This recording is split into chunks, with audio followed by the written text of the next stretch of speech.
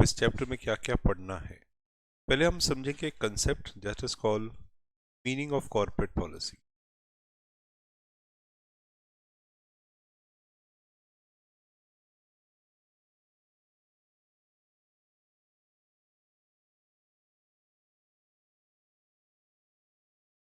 क्या नहीं, वो भेजने की जरूरत ही नहीं है, कॉर्पोरेट फंडिंग में ही है। हाँ, इसलिए मैं बोला जब एलओडीआर वहाँ पे होगा, वहाँ पे 17, 18, 19, 20 सब आएगा। वो कमिटीज का बात कर रहा है, बोर्ड का। सो बोर्ड कमिटीज का चार्ट आपको कॉर्पोरेट फंडिंग के चैप्टर में ही मिलेगा, उसमें पूरा एलओडीआर मिलेगा आपको। तो मैं आपको पूरा एलओडीआर समझाऊंगा उधर वापस। That will be far more clear then. Okay, so meaning of corporate policies. ठीक है, अच्छा, एक पॉलिसी होती क्या है? What is a corporate policy? Rules हो सकता है, रूल्स रेगुलेशंस, और क्या हो सकता है? Code of conduct, yes, code of conduct भी हो सकता है कॉर्पोरेट पॉलिसी।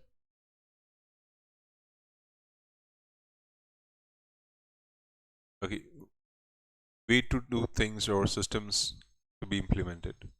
फाइन। तो जब आप एक कंपनी ज्वाइन करते हो, कंपनीज में पॉलिसीज बनती है। पॉलिसीज एक फ्रेमवर्क होती है, जैसे क्या करना है। इट इज एक्चुअली दिस, कोई भी कंपनी जब स्टार्टअप करता है ना, तो उसके लिए what, when, where, who, how, ये सब चीजों का क्वेश्चन का आंसर शुरू हो जाता है। इसलिए आप कंपनी के कभी स्टार्टअप में देखना, कभी भी पॉलिसीज नहीं होती है उधर। उधर सब मिसमैनेजमेंट होता हुआ दिखेगा आपको। उसका रीजन यही है क्योंकि स्टार्टअप अभी तक पॉलिसी बनाने के लिए एक्सपीरियंस गेन नहीं किया हुआ है। कॉर्पोरेट पॉलिसीज तब बनती है जब आप 5-6 साल या 3-4 साल का एक्सपीरियंस ले लेते हो। तो ये पॉलिसी है क्या? ये पॉलिसी ये है कि आपके कंपनी को स्टार्ट करने वाले ने ओवर द फेसेस जो ट्रबल्स, अप्स एंड डाउन्स देखे, उसके बेसिस पे वो सिस्टम लेट डाउन कर रहा है। और जब एक सिस्टम लेट डाउन हो जाता है, तो वो चाहता है कि बाहर वाला उस सिस्टम के हिसाब से काम करे। उस सिस्टम को लेट डाउन करने के लिए उसने बहुत सारे हार्डशिप्स देखे होते हैं, बहुत सारे अप्स एंड डाउन्स देखते हैं। बिकॉज एक सिस्टम को लेट डाउन करने का मतलब होता है आपके परमिटेशन कॉम्बिनेशन आप बहुत गुजर चुके हो, तब जाके एक सिस्टम लेट डाउन होता है। Policy is that system. जब आप एक कंपनी को ज्वाइन करते हो, आपको ज्वाइनिंग डॉक में वो पॉलिसीज दे दी जाती है। आप ओपन करते हो, आपको एक बुक मिलेगी, TCOC, टाटा ज्वाइन करते ही, टाटा कोड ऑफ कंडक्ट। पर वो टाटा की पॉलिसीज है उसमें। महिंद्रा में MCC की बुक मिलती है, महिंद्रा कोड ऑफ कंडक्ट्स। वो उसकी पॉलिसी बुक है, जिसके अंदर वो एम्प्लॉइज से क्या एक्सपेक्ट करता है वो होता है। और ये पॉलिसीज कई नेचर्स में आती है। क्लियर? तो जिस दिन आपने स्टार्टअप ज्वाइन किया, उस दिन आपको पॉलिसी नहीं मिलेगी। और मजे की बात यह है कि अगर आप ऐसी किसी प्राइवेट कंपनी को ज्वाइन कर रहे हो जो बाद में जाके पब्लिक कंपनी बनेगी, तो उसकी पॉलिसीज आप ही लोगों को बनानी पड़ेगी। You will be the one who have to construct the policies. समझा? You will be the one who have to let down the policies. और जो स्ट्रक्चर्ड पॉलिसीज होती है, उनके अंदर चेंजेस वगैरह भी आप ही के लोगों को करना पड़ता है। That's where your drafting skills comes into picture. Because वो आपको vague answers देने वाले, वो आपको vague statements देने वाले। They will not give you a clarity. It is you who have to ask questions and ask again to get the clarity and then make something out of it. Clear? Because बहुत से लोग मेरे को ये बोलते हैं, sir policy तो copy paste कर लेते हैं ना हम लोग नेट से। कॉपी पेस्ट करने के बाद भी वो वर्क नहीं करती। रीजन सिंपल है, क्योंकि उसमें एक ड्राइनेस रहती है, उसमें एक्सपीरियंस नहीं झलकता है। इसलिए कॉर्पोरेट पॉलिसीज को ड्राफ्ट करना होता है। जब ड्राफ्ट करते हो, तब आपको उसके अंदर के छुपे न्यूएंसेस, छोटे छोटे राज, द सीक्रेट, वो समझ में आने लगते कि ये किया तो इसके पीछे क्या, इसका इफेक्ट क्या। और जब कुछ ऐसा उल्टा सीधा होता है, तब आपको समझ में आता है। क्लियर? समझा? तो ये कॉर्पोरेट पॉलिसीज वगैरह का बनाने का काम आता है, यस आता है। हमारे फर्म के बाद में भी काफ़ी कंपनीज का आता रहता है। Corporate policies, HR policies, policies in relation to risk management, ये सब फ्रेमवर्क, रीफ्रेमवर्क करने के लिए तो टीम जाती है, डिस्कस करती है, बहुत सारी चीज़ें होती है। If you are working with AZB और if you are working with CAM, Cyril Amarchand Mangaldas, और if you are working with Khaitan and company और ऐसे कई लीगल फर्म्स हैं, उनके पास भी कॉर्पोरेट पॉलिसीज का काम बहुत आता है। हमको लीगल फ्रेमवर्क को ध्यान रखते हुए पॉलिसीज बनानी हो, ठीक है। लेकिन एक्चुअली हम लोग क्या करते हैं, पॉलिसीज एक्चुअली बनाते हैं, कॉपी पेस्ट नहीं करते। उसका एक रीजन है। देखो कॉर्पोरेट पॉलिसीज के अंदर ना, ठीक है चलो पहले मैं मीनिंग समझाता हूँ, वो रीजनिंग बाद में समझ। सो पॉलिसीज फ्रेमवर्क है क्या और ये लगता कैसे? सो पॉलिसीज आर डिक्लेरेशंस और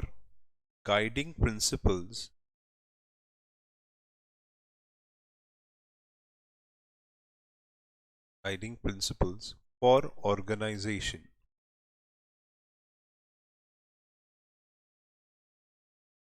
to function. Okay, so they are the declaration or guiding principles for organization to function. That is a corporate policy. Policies are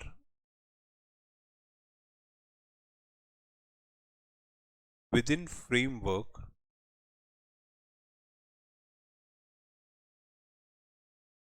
of memorandum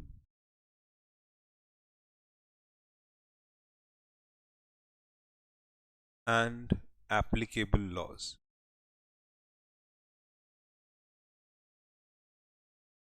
Got it? That's the idea behind corporate policies. That is, कोई भी policy MOA और applicable laws के बाहर नहीं जाती. And management take consistent decisions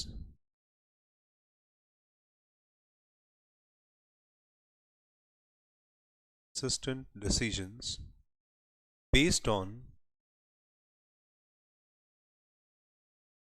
consistent policy.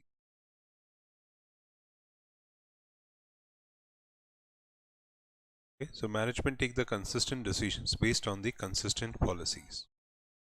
Clear? So that's the meaning of corporate policies. अब ये corporate policies हमको चाहिए क्यों? What is the importance of policy?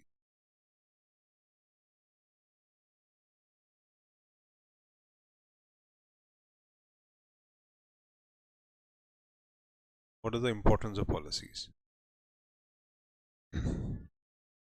Okay. So why do we need policy? क्यों चाहिए policies वैसे अपने को?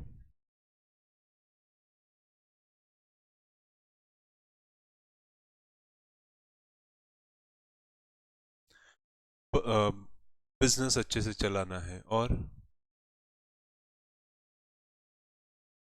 किसको? ओके, कंप्लायंस करना, बराबर। और क्यों? Decision making can be reason. Yes. So policies बनाने से एक चीज क्लियर हो जाती है, when it is written, when it is clear, when it is appearing before your eyes, okay, you can actually do something about it. If it is not so, you will never be able to do something. And that's why it is said in one of the very good book, okay, that अगर आप कोई habit या कोई गोल develop करना चाहते हो, 21 से 33 days तक पहले तो वो हैबिट या गोल कंसिस्टेंटली लिखो, डेली। अगर आप डेली कंसिस्टेंटली और हो सके तो सेम टाइम पे लिखोगे, तो धीरे धीरे आपके दिमाग में वो एक सबकॉन्शियस में एक्सेप्टेंस आ जाएगी कि ये होना है। Okay, one of the best timing is before you sleep, because जब आप स्लीप करने से पहले जाते हो, वो गोल धीरे धीरे आपके दिमाग में सेटल होते जाता है। Okay, and thing is write it in as clarity as you can. जितनी क्लियर चीजों से लिख सकते हो लिखो। Does it work? Well, try it for yourself. Try it for yourself. You see the things after 33 days, how it works. Okay, none other than Robin Sharma का seminar था, उसी में ही बताया था। Again, he is conducting a seminar now. So you can write your goals and see it, the changes. 21 days minimum लिखता है, science बोलता है। He says take 33 days so that it gradually gets into yourself, and then it gets into your system. Okay. So what is this policy all about? Policy के अंदर हम जो इस framework को देखेंगे वो इस तरीके का है। हम पॉलिसीज क्यों बनाते हैं? ताकि हम बिजनेस अच्छे से चला सके, to run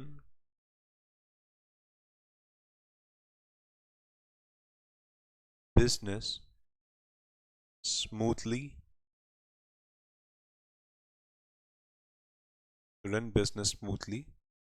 Second, corporate policies are in clear and written language.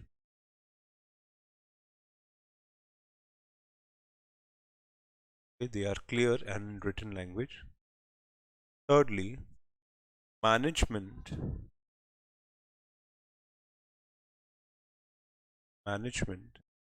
and employees not required to spend time and energy on task if policies are clear.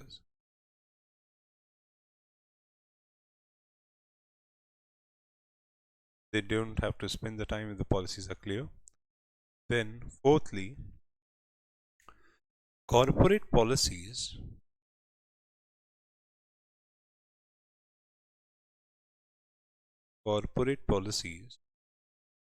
gives instructions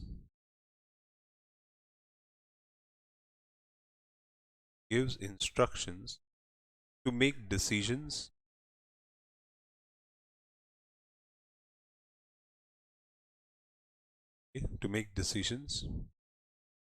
Then another benefit is there is proper delegation of powers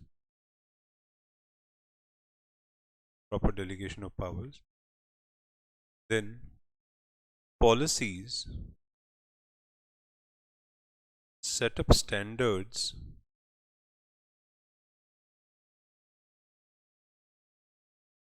of performances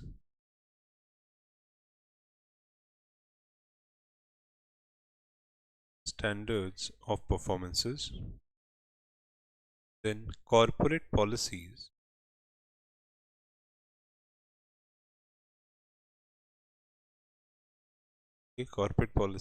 boost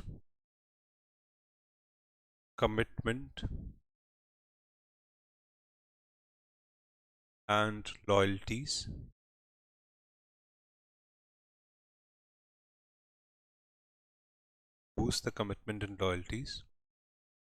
some नहीं होते sound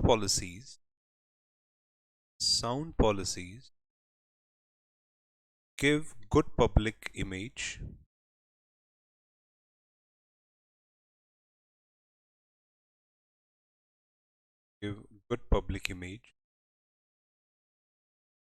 then corporate policies are clear targets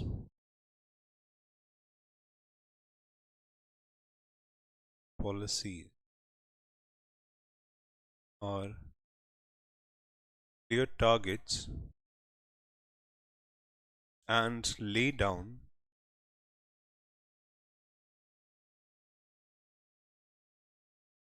lay down future action plan.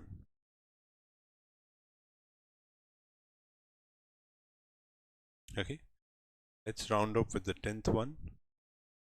They act as a tool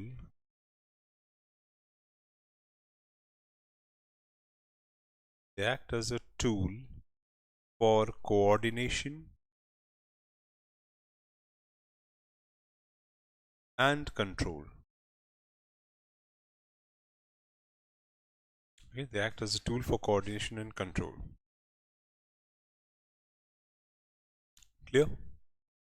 So that's why we use corporate policies. Now the point is, key policies of the company कौन सी हो सकती है? Or rather, what are the policies of the companies? Company में क्या क्या policies हो सकती है? एचआर पॉलिसी, और सोचो कंपनी में क्या क्या पॉलिसीज हो सकती। HR policy, NRC policy, NRC policy, और आरएमसी पॉलिसी बराबर, और सीएसआर पॉलिसी, परफेक्ट, और हाँ जिसको हम लोग पॉश पॉलिसी बोलते हैं, prevention of sexual harassment at women at workplace बोलते हैं उसको, POSH policy. Whistle blowing policy, whistle blower policy, वो भी काम करती है। और क्या हो सकती है?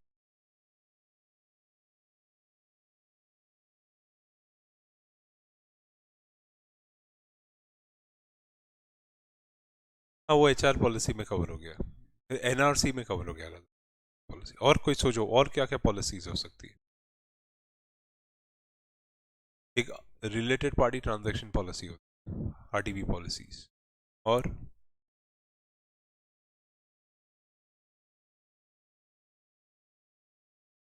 वो सब एचआर में हो गया। और क्या होगा, कंपनी में क्या क्या पॉलिसीज हो सकती है, सोचो। कहीं ना कहीं आपने इसको पढ़ा है, वो आपके 11 ट्वेल्थ और बीकॉम्स वगैरह में आया भी हुआ है। इसका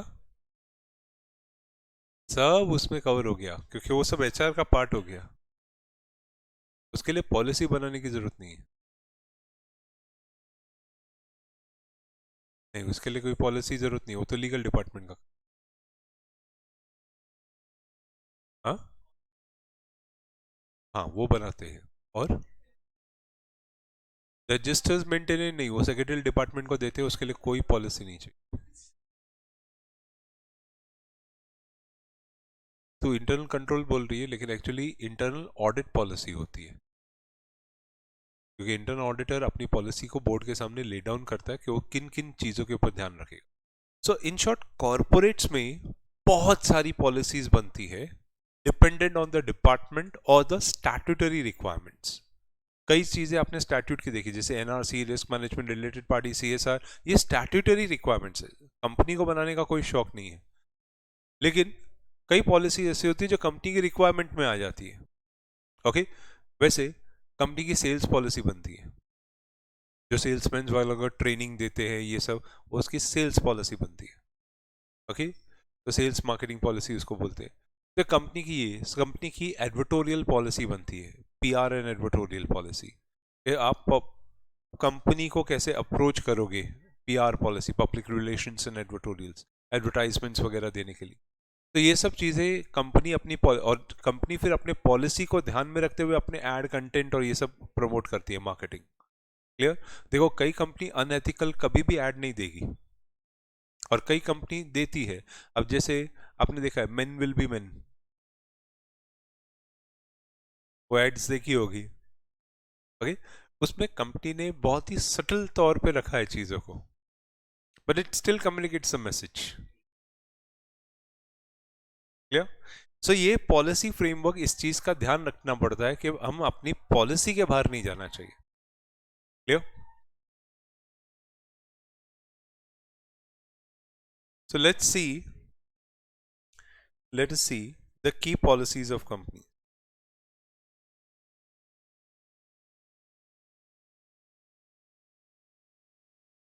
The key policies of company.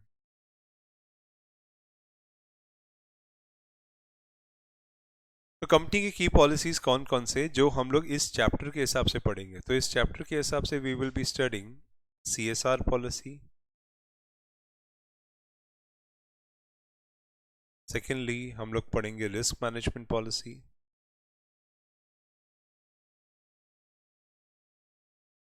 Risk management policy, okay. Third, इस चैप्टर के हिसाब से आप पढ़ोगे vigil mechanism.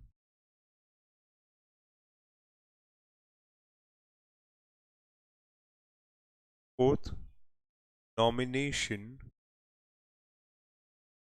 And remuneration policy.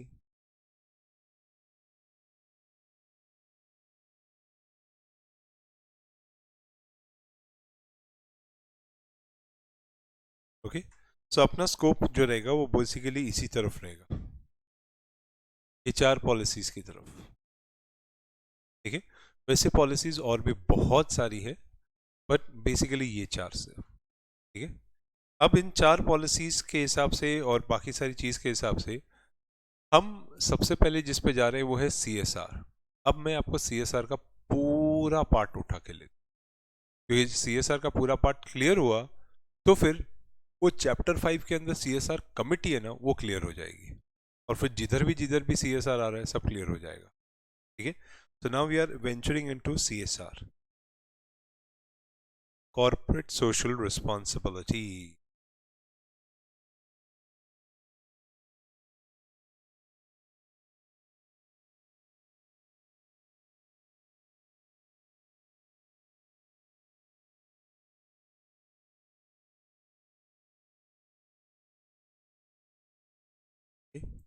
ये वाला पार्ट जो है हम लोग यहां से पढ़ेंगे।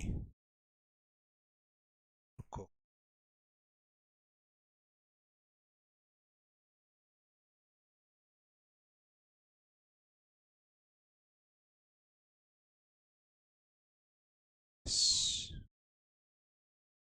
ये वाला पार्ट जो है हम लोग पेज पेज 451 लेसन 16, उसमें पूरा CSR दिया हुआ है। पेज 451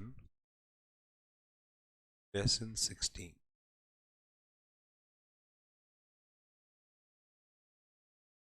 क्लियर, पूरा CSR आपको वहीं पे मिल जाएगा। दिख रहा है फुल CSR। ओके, अब वहां से आपको एक एक करके एस्पेक्ट समझाता हूं और पढ़ते हैं। Before I venture into sections, section 135 subsection 1 की बेसिक रिक्वायरमेंट्स ये है कि find out whether you are a eligible company. Okay, so eligibility की रिक्वायरमेंट्स क्या थी?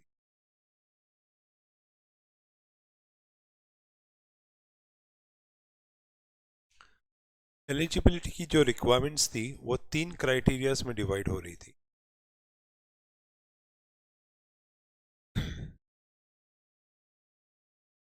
एक तो नेटवर्थ,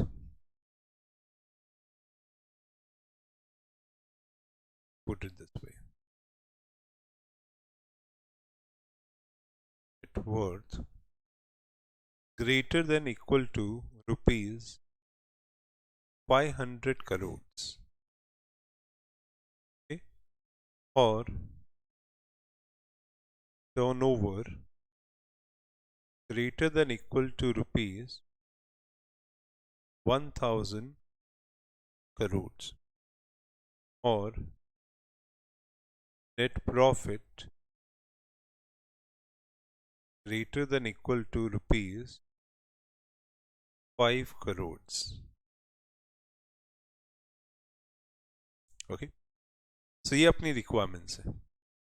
इसके हिसाब से अच्छा, तीनों में से एक कंडीशन होनी चाहिए कि कोई सारी की सारी चाहिए मुझे? So that means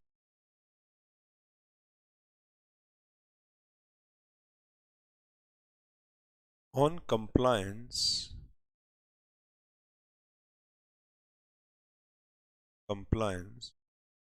of any one of the conditions,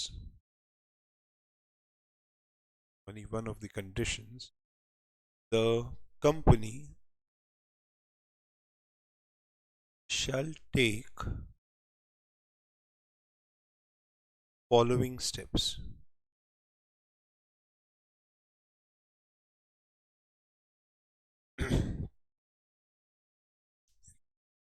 सो इसमें फर्स्ट ऑफ द स्टेप्स के हिसाब से company shall form CSR committee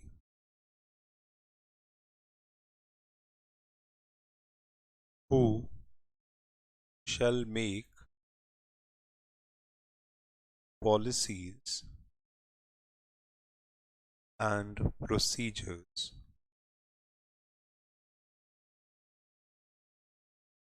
for making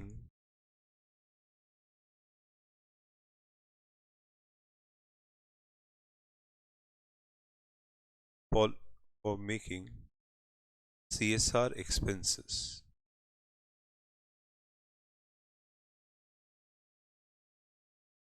company एक CSR कमेटी बनाती है, तो जो हमको बताता है CSR expenses कितना करना.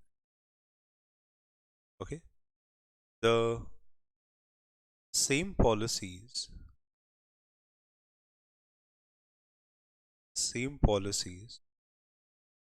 shall be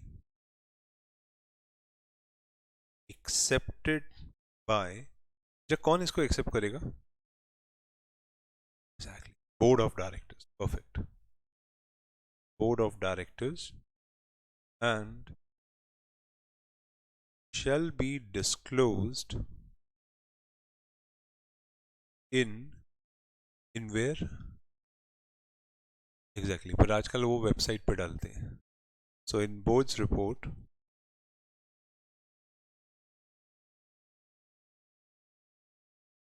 and on website of company.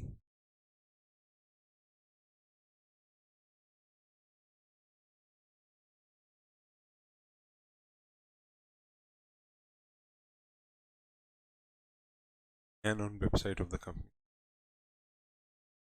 अच्छा, CSR का खर्चा कितना होता है? 2% of average of last 3 years net profits. Perfect. The company shall make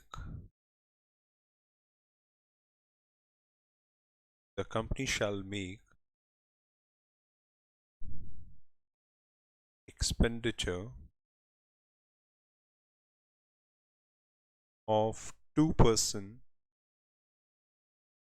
of average net profit for last 3 financial years as CSR expenses.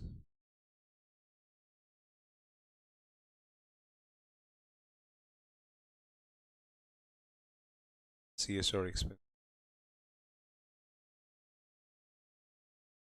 ठीक है. अच्छा, CSR expenses हम किसके हिसाब से करते हैं?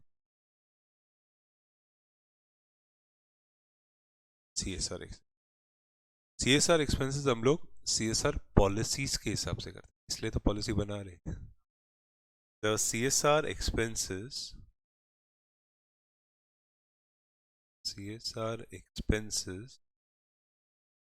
shall be made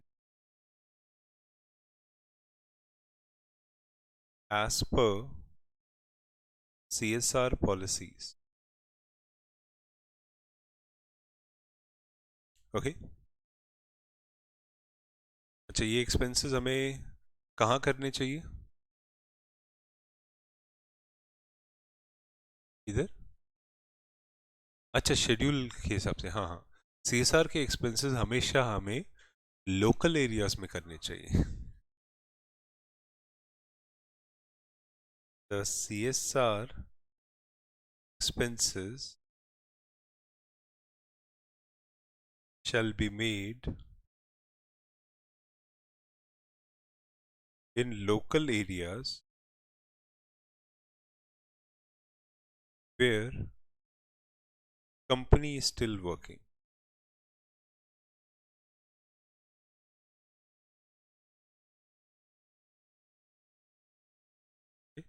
तो जहाँ पे अपनी कंपनी काम कर रही है उसके लोकल एरियाज में हम लोग CSR के एक्सपेंसेस करते हैं. समझ में आया? ठीक है, चलो. यहाँ तक था ब्रीफ आउट के CSR क्या होता है, कैसे होता है. अब आता हूँ सेक्शन वाइज. सेक्शन 135 सबसेक्शन 1 अगर हम पढ़ो तो आपको कुछ चीजें समझ में आएगी.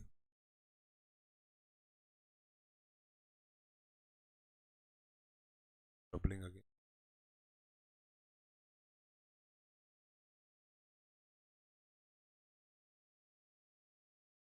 एक minute.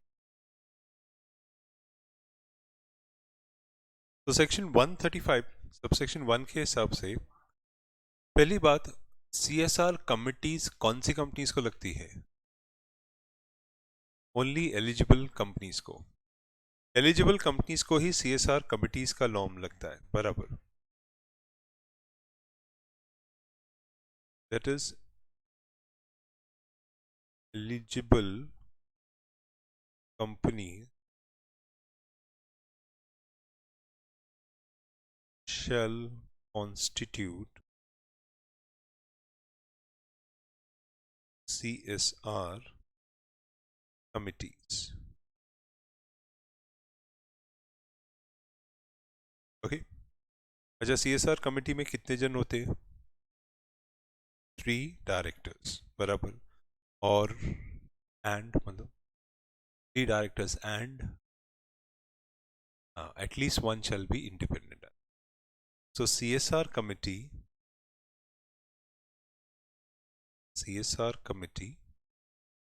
consists of 3 or more directors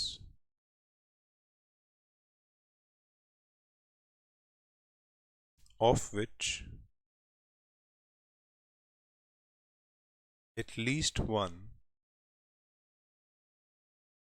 shall be independent director, बराबर। एंड अगर किसी कंपनी में इंडिपेंडेंट डायरेक्टर नहीं है तो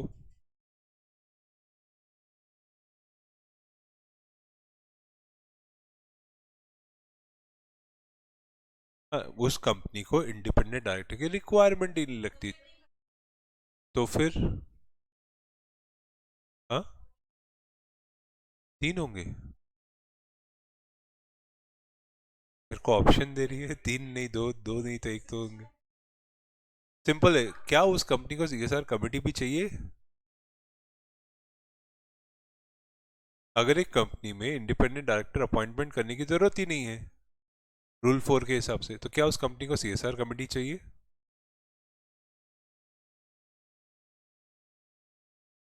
ओके। तो ऐसे में सेक्शन 135 बोलता है बाय चांस अगर एक कंपनी को इंडिपेंडेंट डायरेक्टर रखने की जरूरत नहीं है तो उसमें कम से कम 2 डायरेक्टर्स उस कंपनी को, कम से कम 2। ठीक है। So if not required to appoint dependent director as per rules,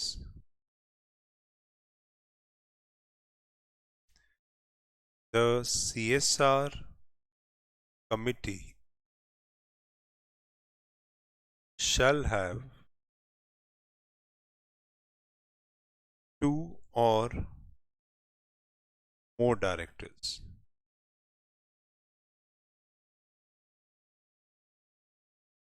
Okay.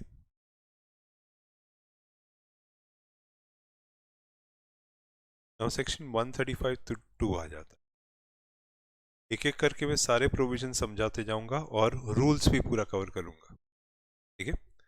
135 पढ़ने के बाद एक सवाल उठता है, CSR कमेटी का कंपोजिशन के बारे में कहां लिखोगे, कैसे बताओगे लोगों को?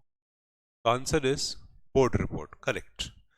135 बोलता है बोर्ड रिपोर्ट बताएगा कि CSR कमेटी का कंपोजिशन कितना है।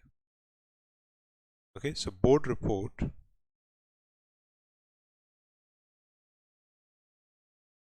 shall disclose CSR committee composition.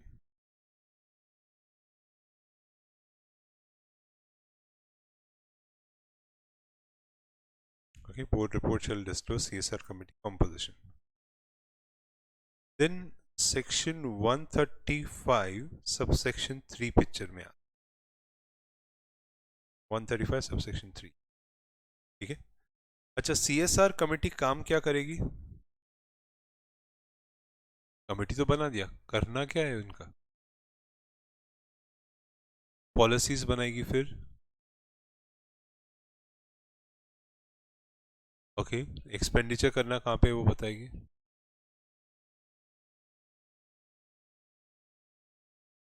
Overview करना, मॉनिटर करना, ठीक है। और ये सब हो गया तो काम खत्म, CSR committee dissolve.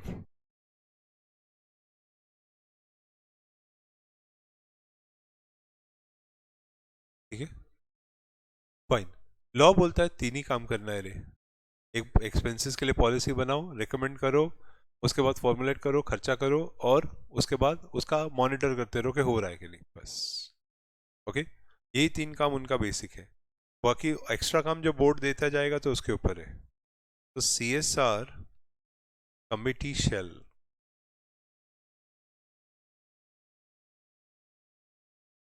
CSR committee shall a point formulate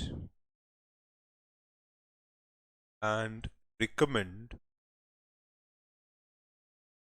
formulate and recommend CSR policy to board of directors. CSR policy to board of directors. B point, recommend amount of expenditure. Recommend the amount of expenditure and monitor CSR policy. Correct? So ये उसका basic काम है। ठीक है, अभी आपकी company में CSR policy है, ये कौन डिस्क्लोज करेगा? सरकार को, मिनिस्ट्री ऑफ कॉर्पोरेट अफेयर्स को, बोर्ड ऑफ डायरेक्टर्स। परफेक्ट। कहाँ डिस्क्लोज करेंगे? कंपनी की वेबसाइट पे। ये रिक्वायरमेंट 135 सबसेक्शन 4 में आता। ओके, तो आजकल ट्रांसपेरेंसी का जमाना है, या बोलूं जमाना उल्टा हो गया है। हर चीज हम वीडियो पे डाल देते हैं, चाहे लोग अपने घर का डेली एक्टिविटी हो, वो भी आजकल वीडियो पे ब्लॉगिंग वगैरह चल रहा है, और लोग आराम से बैठ के देखते भी है। हर चीज वीडियो पे आ गई। So the board of eligible company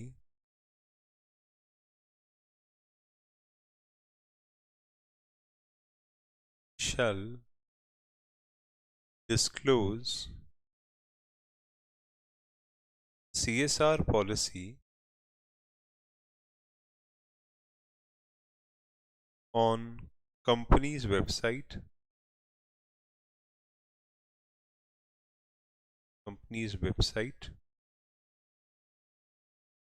and ensure activities are undertaken. Okay, so company के वेबसाइट पे डालना है और एक्टिविटीज बराबर से हो रही है कि नहीं उसका ध्यान रखना है। Clear? Section 135 subsection 5, 135 subsection 5 picture में।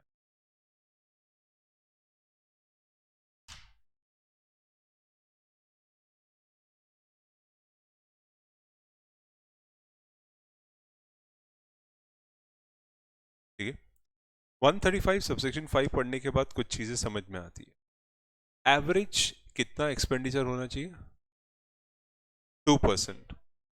2% of average profit of preceding 3 financial year. ठीक है, चलो।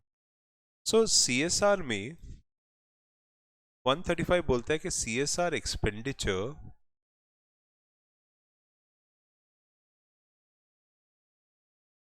Of at least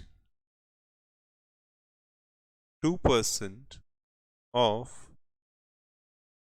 average of net profit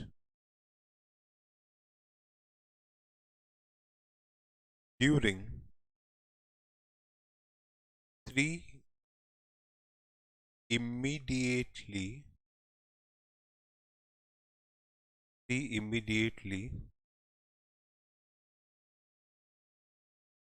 preceding financial year.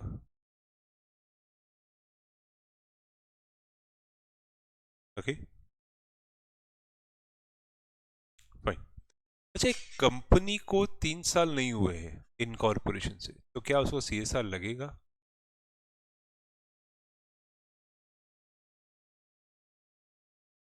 So if a company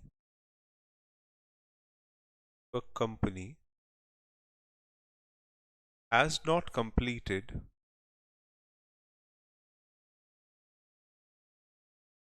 3 financial years, then then अच्छा, तो सीएसआर किस बेसिस पे खर्चा होगा? क्योंकि 3 इयर्स तो है ही नहीं इधर।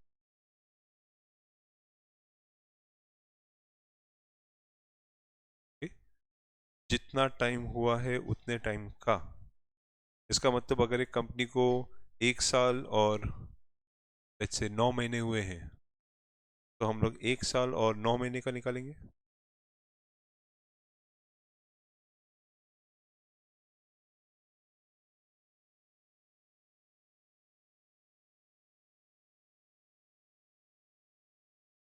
ओके, सो यहाँ पे जो आपने बोला उसमें थोड़ा सा चेंज आ गया है। 2021 में उन्होंने चेंज किया, then it has to be of immediately preceding financial year, ना कि 2 साल का। समझा? थोड़ा सा चेंज आ गया। इसका मतलब ये हुआ कि then based on immediately preceding financial year as per CSR policy। Okay, so इसका मतलब ये है कि अगर कंपनी का इनकॉर्पोरेशन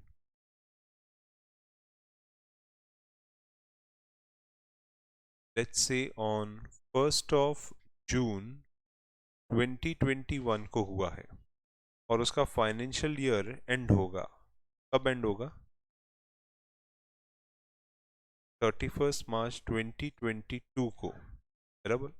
तो इसका इम्प्लीकेशन ये है कि उसको इन फाइनेंशियल ईयर 2022-23 सीएसआर करना पड़ रहा है। ओके, और पहले हम लोग लेंगे नेट प्रॉफिट इमीडिएटली, यानी इतने ड्यूरेशन का, और वो जो नेट प्रॉफिट लेंगे उस नेट प्रॉफिट को एज पर सेक्शन 198 के हिसाब से कैलकुलेट करेंगे। लेट्स सपोज वो नेट प्रॉफिट आता है ₹7 करोड़, बराबर। क्योंकि अपने को हमने पढ़ा है कि 5 करोड़ के ऊपर होगा तो सीएसआर लगता है, 7 करोड़ आता है। तो उस हिसाब से अगर 7 करोड़ का नेट प्रॉफिट है तो हमारा फॉर्मूला ये है कि 2% of net profit. Net profit of what? Immediately 3 preceding या इमीडिएटली प्रीसीडिंग?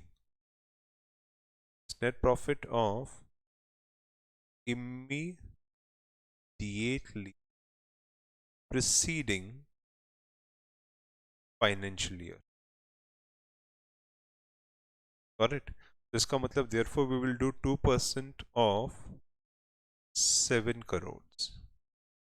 ठीक है, बराबर। क्योंकि तो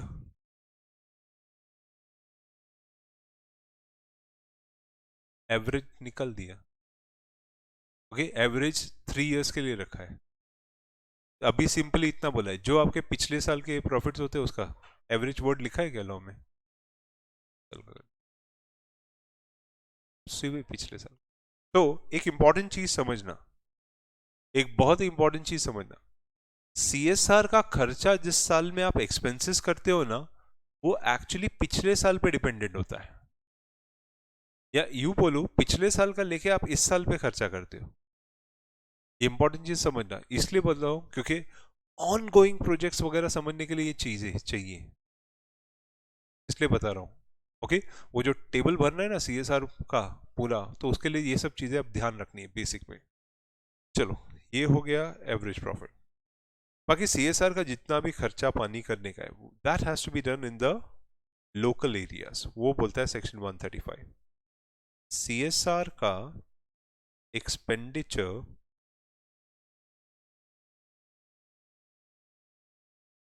preferably in local area. Okay, और अगर सीएसआर का एक्सपेंडिचर कंपनी उस साल नहीं कर पाई तो बोर्ड रिपोर्ट में उसका रीजन देना पड़ेगा। So if company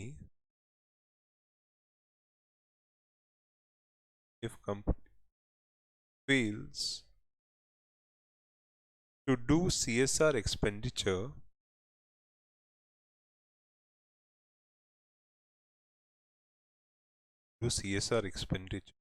then the board of directors shall report the reasons. The board of directors shall report the reasons for not spending the amount in board's report.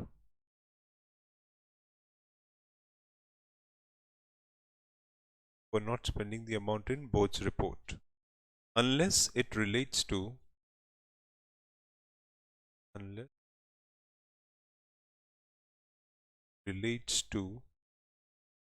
ongoing CSR project. Okay fine, so आपको reasons देना पड़ेगा। और अगर आपका CSR खर्चा होने के बाद भी थोड़ा बैंक अकाउंट में बच गया तो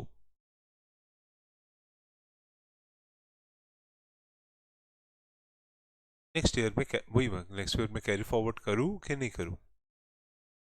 ओके 135 बोलता है कि अगर आपका अनस्पेंड अकाउंट रह गया है सीएसआर का तो वो कैरी फॉरवर्ड नहीं होगा, वो आपको 31 मार्च के बाद 6 महीने के अंदर गवर्नमेंट को ट्रांसफर करने का। कैसे? शेड्यूल 7 में लिखे गए जो भी फंड है उसमें से एक फंड में डाल दो। तो चाहे prime minister national relief fund में डालो, आर्मी वेलफेयर फंड में डालो, CG welfare, Ganga water fund में डालो, किसी भी एक फंड में डाल दो और उसकी रिपोर्ट CSR 2 में दे दो।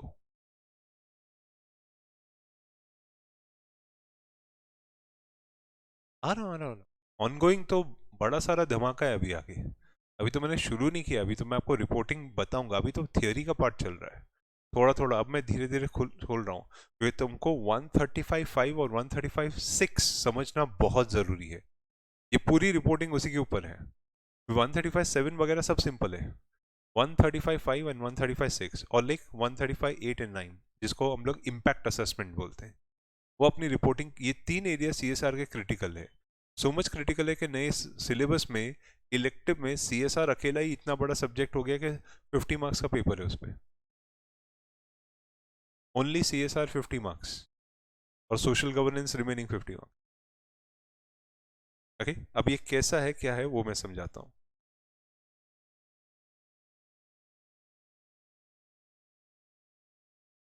नहीं नहीं 40 नहीं 50 था वो।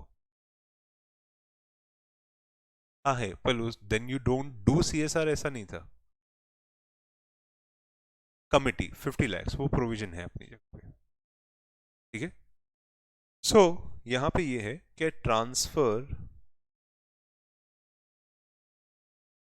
अनस्पेंड amount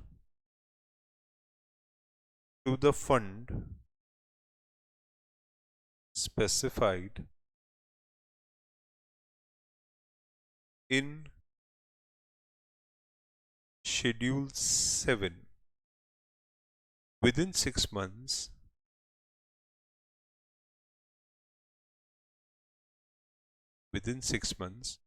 of end of financial year।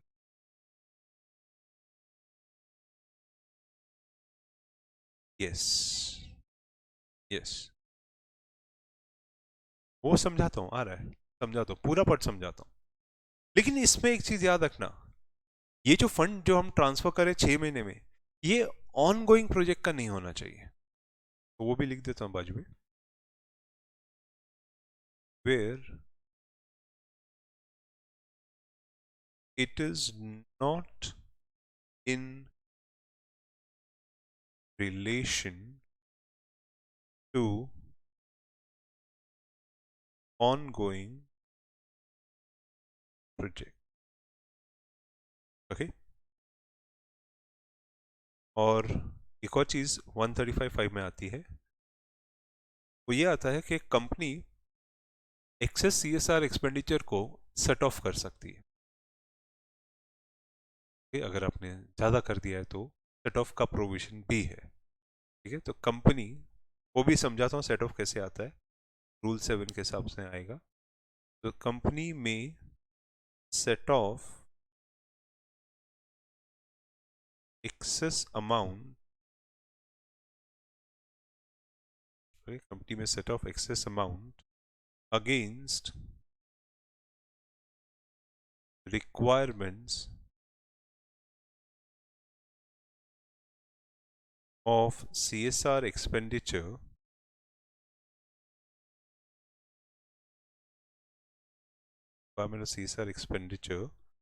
for succeeding financial years as prescribed.